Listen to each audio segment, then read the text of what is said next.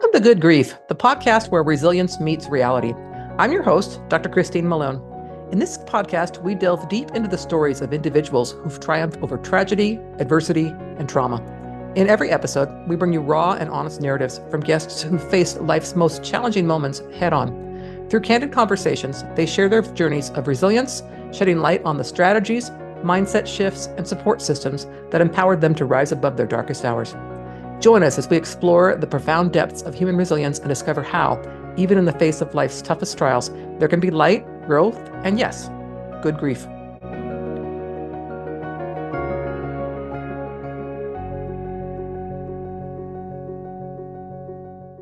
Okay, listeners, thank you so much for joining me today. My guest is Elissa Kalver. She is the founder of the world's first nonprofit cancer gift registry called We Got This. She's been featured on Good Morning America. She is a breast cancer survivor, and she is working on a book also called We Got This. So, Elissa, welcome, and thank you so much for joining me. Thank you for having me. I can't wait to chat. So tell us a bit about, I know you were diagnosed with breast cancer, and you and I discussed that I am a breast cancer survivor. So big plug to everybody out there. You're due for Yes, a mammogram. So, but tell us a bit about, when you were diagnosed and kind of how that impacted your life, especially as a very young person. absolutely. So it was not too long after giving birth to my daughter, Ellie, that I started feeling just off. Certain things like my feet were getting swollen when I tried to get back into normal activity. I played tennis a lot in adult life, and just certain things that felt like not normal. But within that year following giving birth, this was, in 2020, there was a lot happening. Understandably, it's like, well, your body just went through a lot and you gave birth and nothing was coming up abnormal.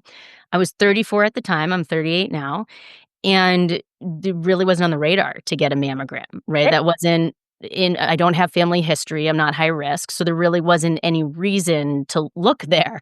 That also wasn't where I was having a lot of these kinda odd symptoms. Right. And they would ebb and flow, and I thought they were things like plantar fasciitis, and I would go to physical therapy or all these kind of treating as it came, and I was so proactive in my care. In fact, I was going just like every common checkup. So I actually had a breast exam just a couple months before finding the lump. And in the breast exam, they didn't feel anything abnormal. And in a lot of cases, of course, there's things, especially as women, where we can feel dismissed and all of that. In this case, I really don't think that the doctor missed anything now that I've lived with cancer for 4 years, because there are just certain times of the month or certain things where it's like you just don't feel something, even if at other times it feels so obvious. Yes. So I was very lucky that my husband, when I was getting dressed one day, just kind of jokingly copped a feel, and he felt a lump and was like, "I haven't felt that. Like, is that?" And I hadn't been breastfeeding for a while. It felt a lot like a clogged milk duct, and in fact, I probably would have ignored it if I was still breastfeeding because it really felt like that.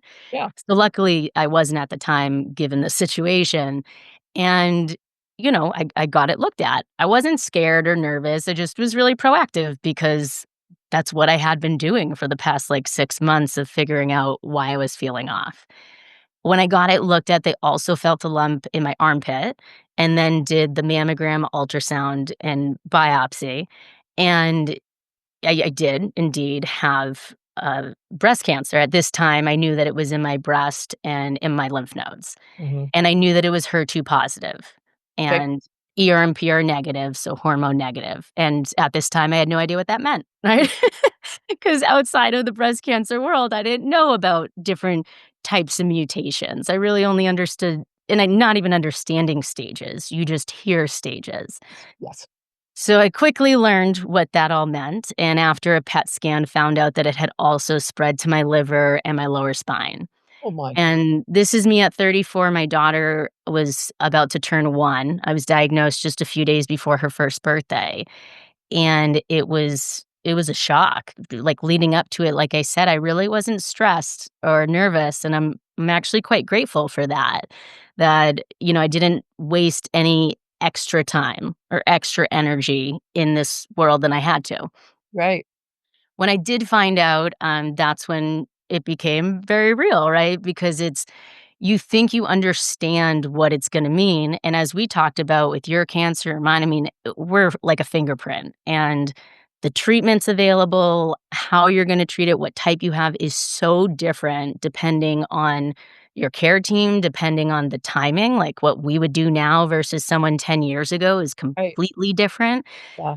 and, we joke, I don't know if you joke about this, but, like, I mean, you are a doctor, but I joke of, like, you quickly get your doctorate in understanding what you have and what that means, and so, that's when I kinda went into the start of chemo and those first initial steps, which because it's metastatic, I'm still in. I have chemo this coming Thursday. It just looks and feels different depending on the line of treatment.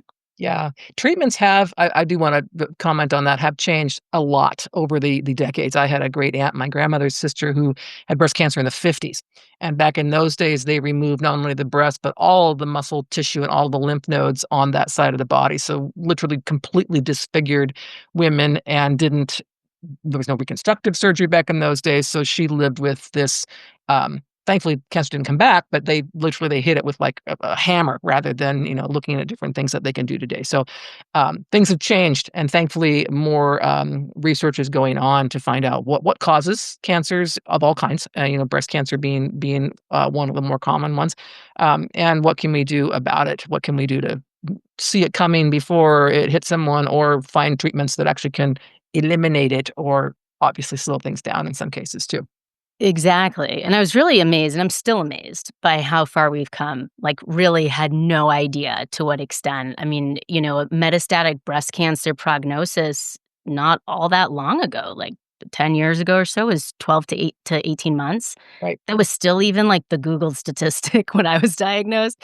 It's definitely improved since then. And here I am. I just celebrated my 4-year cancerversary July 1st. Right.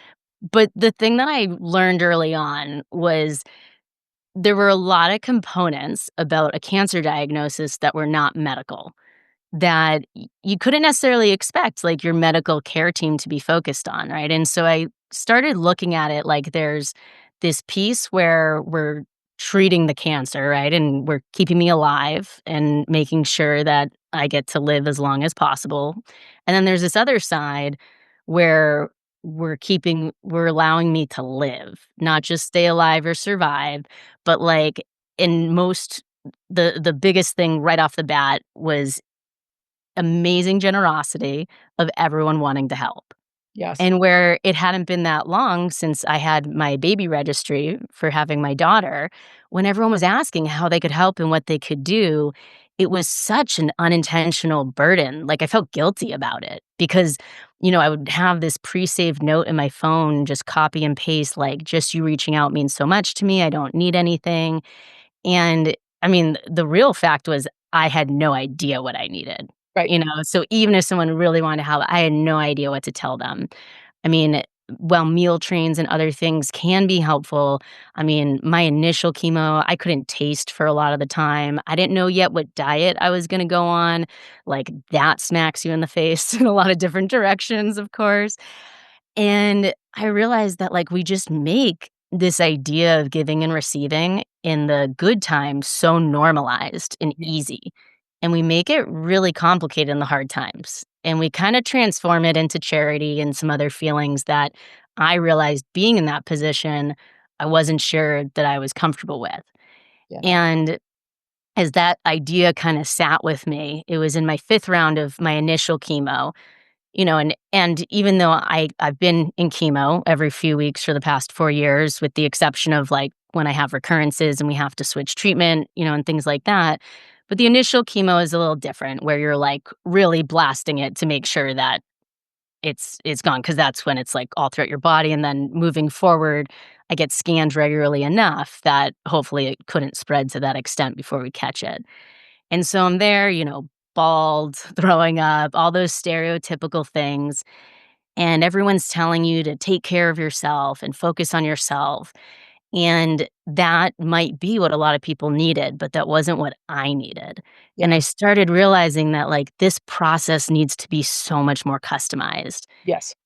And so my drive was like, I need this to be bigger than myself. I need to figure out what is the thing where I can make the biggest impact.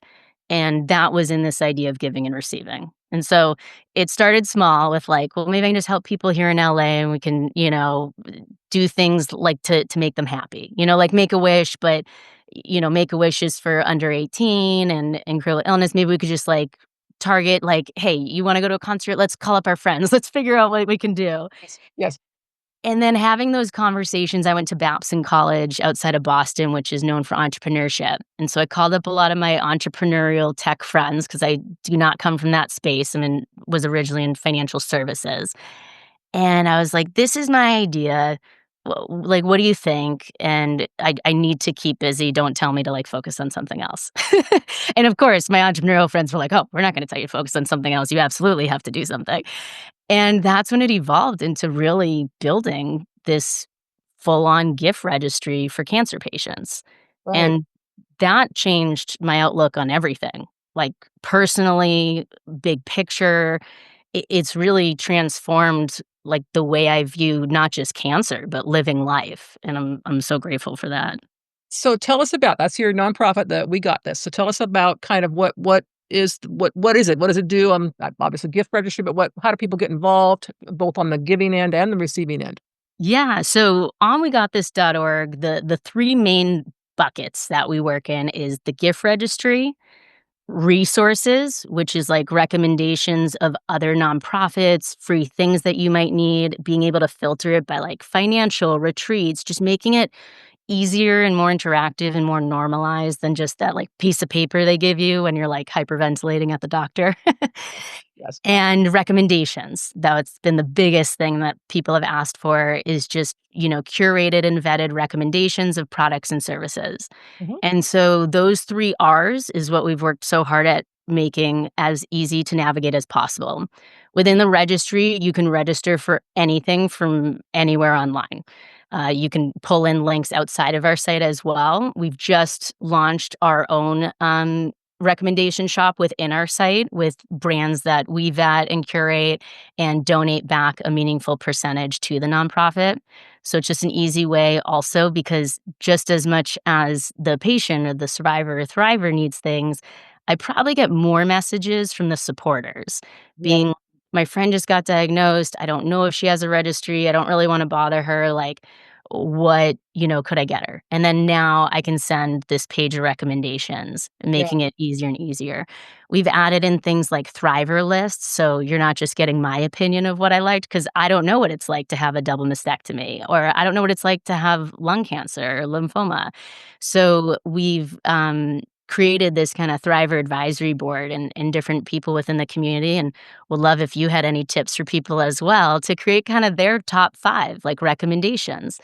And it can really be anything. And so taking that piece where you have a page like your registry, you can still register like for donations, like a GoFundMe, but you can also add specific products. Yeah.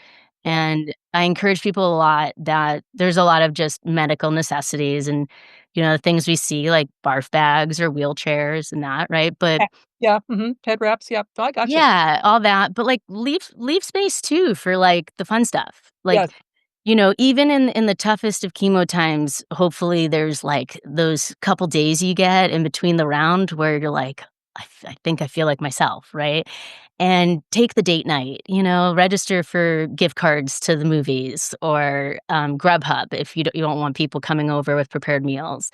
Those were the things that make me feel normal. And I found that giving those options to people purchasing for you is so fulfilling to them too. Yes. It lets them in. Yeah, it lets them have something to do. It makes them feel like they've done something or they can do something. I'm not just gonna send you flowers because that's what's that gonna do for you? But if you have the suggestion on there that I could come over and do your laundry or clean your house for you or take the kids to the zoo while you're, whatever.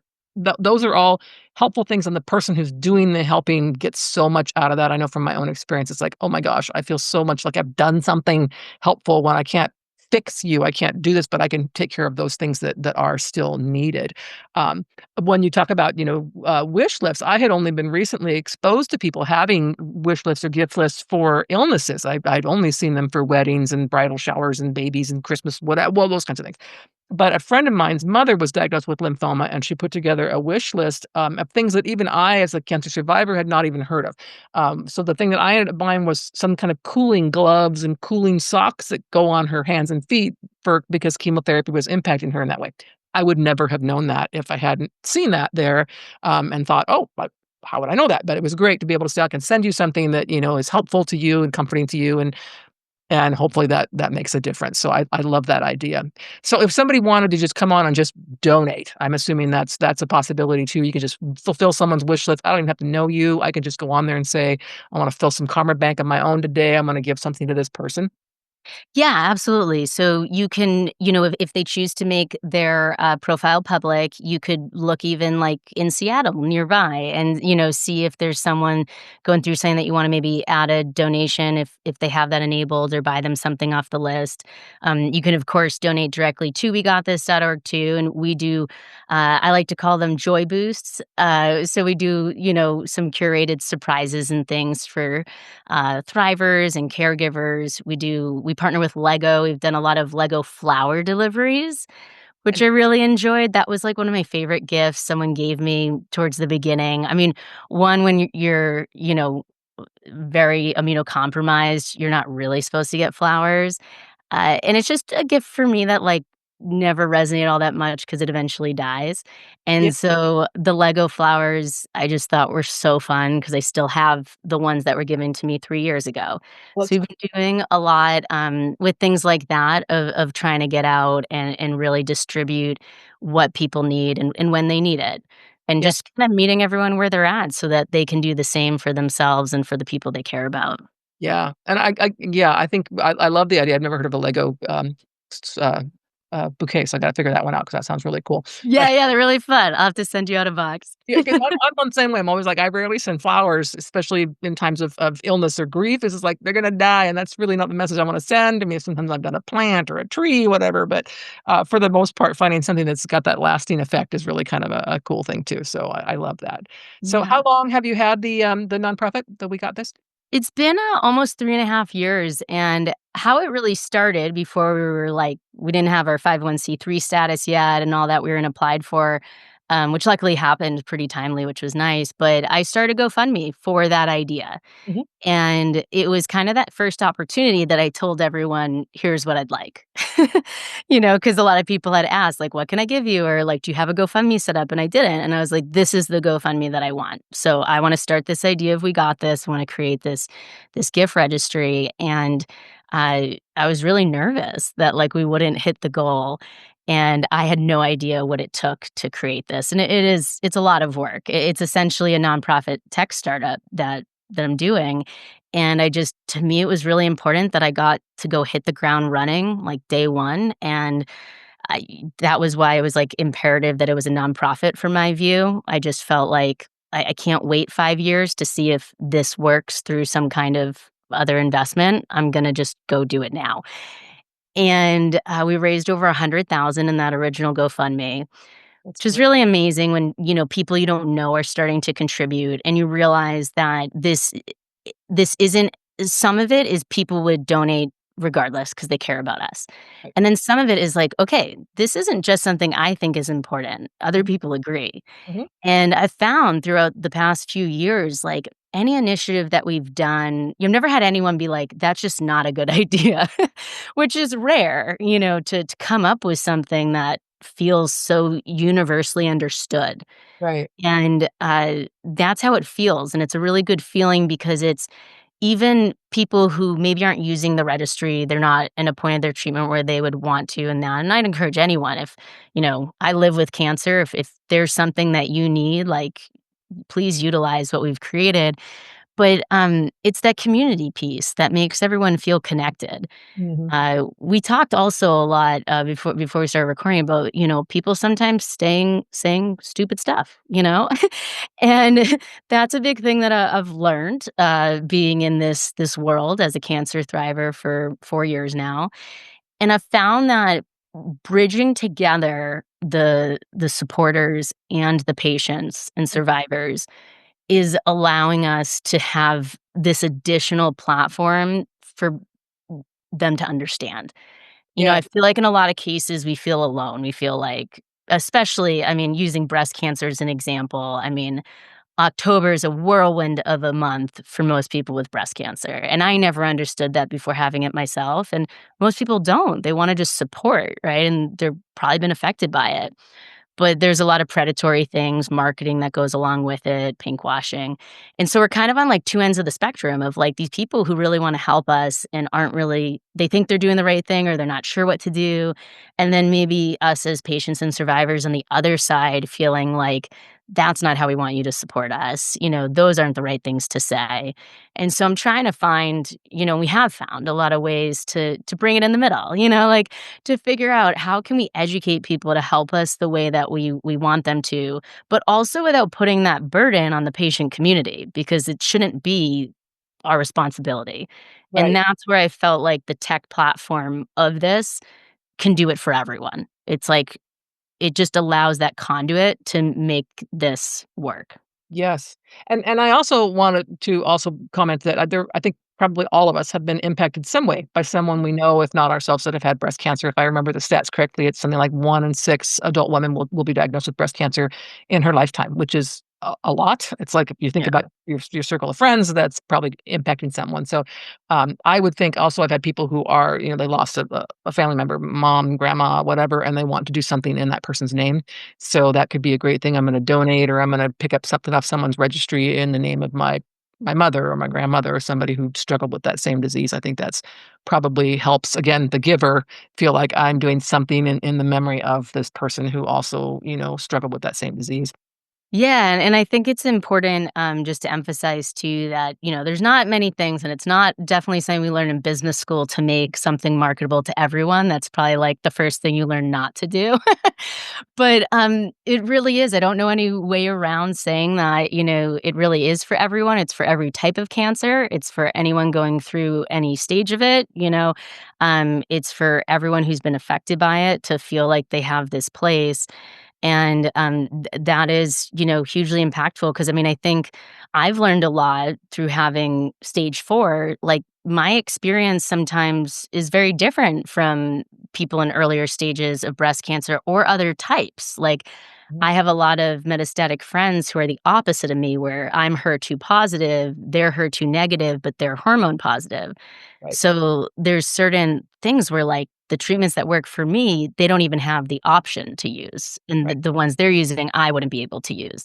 And so you learn deeper also just even on this end of, like, getting this bigger understanding, and, for me at least, that really opens the community up in my eyes of just feeling that much more connected, that I don't have to we don't have to be just in this corner of, like, you have exactly what I have, which is rare, right? Right. Right. Right. Yeah, I really branch out that it's like we're human. And, whether it's cancer or rare disease or other things too, it's like we can empathize with hard times. I mean, grief, all of these things, like they relate in such huge ways that I think sometimes we overlook. Yeah, yeah, the one side I like kind of one size fits all isn't really the true statement. I know when I've talked to people about my journey with breast cancer, I don't think I've had anybody with the same exact experience that I've had. So it's like my common thing is just simply get the mammogram because I'm like that's something I know everybody needs. But it's other than that, go with your medical providers because I don't know. So yeah, I Yeah. don't pretend to know, and I can tell you, like you're saying, what worked for you, or what you felt was helpful may not work for someone else and vice versa. I know, like stress, when people say, "What works for you for stress?" It's like some people say exercise. I'm like, "No, that doesn't work for me for stress." I don't I meditation or whatever, reading, quiet time, but yeah, so different things work for different people, which I think is important for, especially supporters to know and not yeah, and not say stupid things and so on. So you just published the book of the same name, We've Got This. So tell us about that. Yeah. So, man, I tried to think of a different title and it just couldn't be anything but We Got This. Like, not only is the nonprofit, like, my life's mission and just so a part of every piece of me, but "we got this" is what I started saying, early on when I would say, "I got this," or "You got this," like, I would say, "Don't worry, like, I'm gonna do whatever it takes, I got this." And it just felt so unnatural, and it really is. I played team sports, and I think life's a team sport, I think cancer's a team sport. And the "we" is, like, everything to me, and so that's just what it had to be called, and I'm glad that we did. So it's "We Got This: How I Learned to Thrive with Terminal Cancer." And, I do emphasize that in the sense that when people see me, I'm not bald right now. I have been a couple times, right? And, people's response usually like, "You what? Whoa, you look great, but, like, you're good, right? Like, you're in remission or that." It's like, "Well, no," I'm stable and I'm on treatment to stay stable or until my body becomes resistant to that treatment. But I've learned so much through that experience, particularly in redefining success. Mhm. My goal is not to beat cancer. I hope that that happens to people's definition, to how we would think of that. I hope wholeheartedly, of course, that we have a cure for metastatic breast cancer in my lifetime. But I don't know if I'll live to see that. And we have to, redefine what beating cancer looks like and fill in the blank for anything else in life. And I compare it a lot to running a marathon. It's like I ran a marathon well before having cancer myself for Leukemia and Lymphoma Society. And my goal wasn't to win the marathon. My goal was to finish. It was a huge accomplishment. And that's how I feel in my life. My, non-negotiables is being able to live. There's definitely going to be times where I might not feel well or other things, but if that becomes more than the times that I am able to live, like, then something needs to change. And being able to live as long as I can with that quality of life. And so a lot of what I really put into the book is a lot of me and what I've been very open with and vocal about through social media and through podcasts and things throughout these past several years. But also just taking a look back at other forms of grief in my life, playing competitive sports in college and high school, and throughout my career in finance, and other things that we learn from people collaborating, like creating this nonprofit felt like everything that I had worked on in my life, totally unrelated, was like meant to be a skill of mine so that I could do this, right? Yep. And those are kind of all the components that I put into it, and I hope that, again, that people do feel like it's for them. It's for everyone. I think that it's particularly, hopefully comforting if you have cancer, have someone you love with cancer, but fill in the blank, like I said, cancer could be a filler word for grief, for rare disease, infertility, diabetes. I mean, there's just so many things that we go through, and Yeah. I think that we need to reposition that finish line to what feels right for us. Right, and kind of speak to the whole things like this can happen to anyone, and it isn't just, because I'm young, it's not gonna happen, or because I'm this, it's not gonna happen, or whatever. It's like, it does, and to be, in that mindset, and you're similar to me in that, your life, when something like this happened, you went on a different tangent and so on. I did the same thing and thought the same thing, which is I've done all these other things the rest of my life, but many of that set me up for the skills for what I do now in higher education and writing and so on, which I never would have thought I was going to do.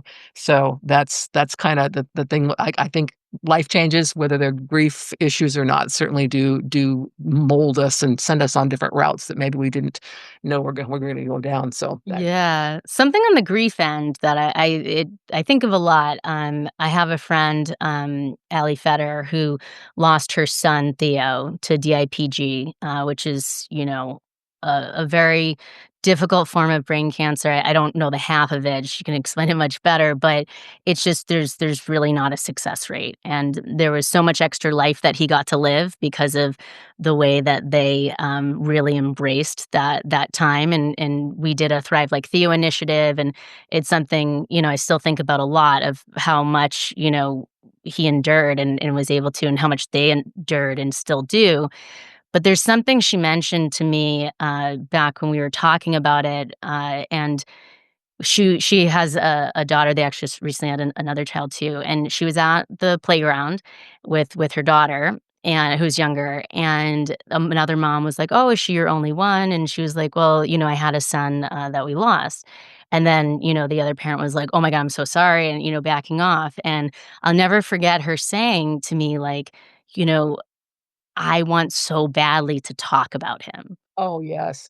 Like, it's all I wanted was for her to ask me questions and that, and it resonated so much because I lost my brother, and I talk about it a bit in the book, almost 10 years ago, and all I wanted was to talk about him and make him live on, and that was so healing for me, and we're all so different, and that's why I think the other side of the other parent, like, wouldn't understand or know how you wanna approach that, but, facing that head on is so therapeutic, and it was one of those things that when I decided early on to be so public about my cancer and then make it really we always say, like, "Don't let cancer define you," and all this stuff, and I think in a positive way, a lot of my life is defined by my cancer, and, it's the parts I'm, like, really proud of, Not in the way that just, like, how beating cancer can take on multiple meanings, and it was a piece that not everyone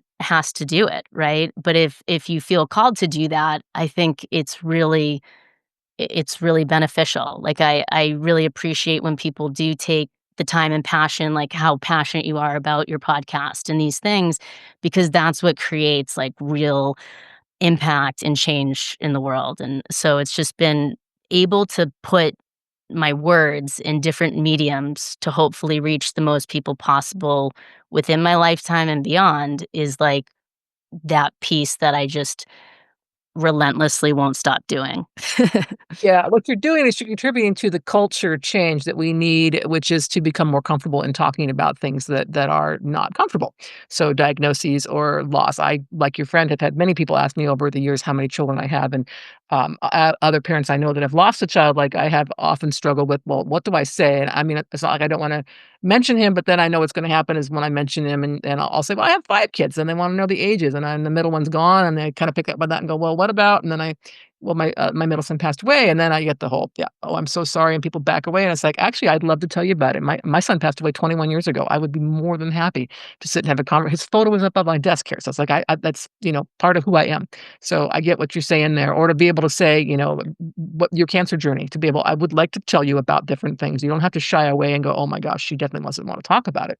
Clearly, if you're in the public light with it, you're okay with talking about it, so there's that. Yeah, yeah. Well, and I really think that that's one of the reasons why metastatic and stage 4 is so grossly underfunded, particularly within breast cancer. I mean, out of these pink funds that people see, a lot of people don't realize that only 2 to 5% typically go to metastatic, even though almost 100% of deaths from breast cancer happen in stage 4. And I think that it's a mix of, like, maybe traditionally it's like, "Oh, well, before there weren't a lot of treatments." So, like, "Well, they're gonna die, let's focus on prevention." And then I think it went so on the other side that now it's a bit of because breast cancer is so common or people are experiencing it so much more and have people that they love, they're kind of afraid to talk about this idea that you can die from it and that it can be stage 4 and it's not curable and you can live with it forever.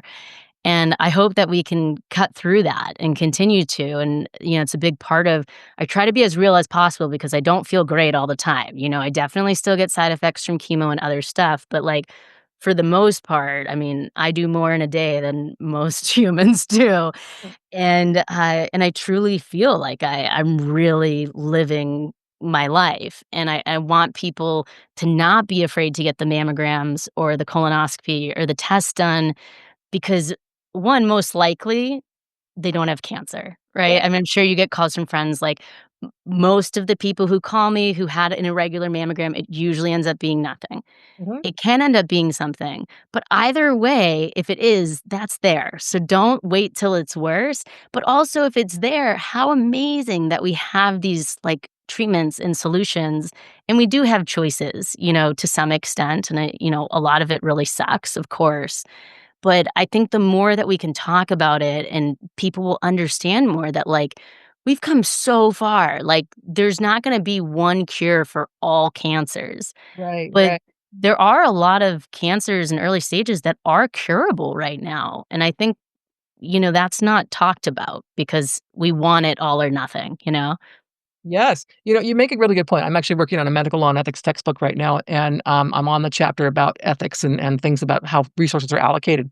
I did not know that. I just wrote it down because I'm going to put it in there. This whole thing about only 1 to 2% of funds do go for research for metastatic cancer, and it makes me think. Well, it's probably because of the thinking is putting the money toward where people will survive, or we know they'll survive if we put the money toward that. So that's kind of got me thinking about, well, what are the ethics behind that and the equity and of what dollars do for the people out there that are struggling. Yeah, and I'd suggest for the most recent where I look to all my statistics for metastatic is, metaviver.org. They're a great organization, one of the only or probably the first to do 100% to metastatic Mhm. research. But yeah, it was 2 to 5%. I mean, we've talked about this a lot lately, not you and I, but it's come up a lot lately about pediatric cancer and how underfunded it is. And I think some people think that that's only recently, but it's not. It's always been 4% or less. Now that percentage is of a much smaller bucket, so that's very scary and heartbreaking, but a lot of these pieces, I mean, I never knew until not only did I have cancer, but was in this nonprofit space of, like, partnering with these other organizations Mhm. and realizing, like, "Oh my god, I thought that we were putting so much energy and funds towards pediatric cancer, Yeah, but we're not." we're not. Yeah. We're not. Yeah, that's not a way to be forward thinking, I would think, but yeah, that's the challenge with limited funds, limited resources. That's for sure. So, well, we are going to put links to your book and your website, so on and so forth, in our podcast notes. But is there anything else you'd like to add before we finish today? I mean, biggest thing is just, please, if wegotthis.org can help you in any way, please check it out. You can purchase the book on Amazon, on wegotthis.org, or my site, elissakalver.com. And I just, hope anyone listening doesn't feel like, nervous or that the book would be sad to read because I don't feel like at all that it is. I think it is meant to really, like I said earlier, like, kinda meet people where they're at, and that, I really hope that we can see a lot more of these silver linings throughout these experiences, and I hope everyone can feel connected to it in some way. Yeah, great. Alyssa, thank you so much for joining me today. It's been an absolute pleasure to chat with you. You too, thank you so much.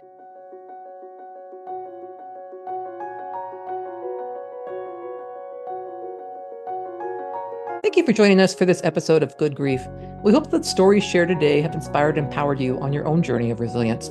If you want to dive deeper into the themes of trauma, tragedy, and survival, be sure to check out my memoir, The Day I Became the Spider Killer, a memoir of trauma, tragedy, and survival. In this book, I shared my own raw and honest experiences, offering insights and strategies for overcoming life's toughest challenges. You can purchase the book on Amazon, Barnes & Noble, or listen to it on Audible. Your support helps us continue to bring these powerful stories to light and spread a message of hope and resilience. Stay tuned for more incredible stories on our next episode. Until then, remember, even in the face of life's toughest trials, there can be light, growth, and good grief.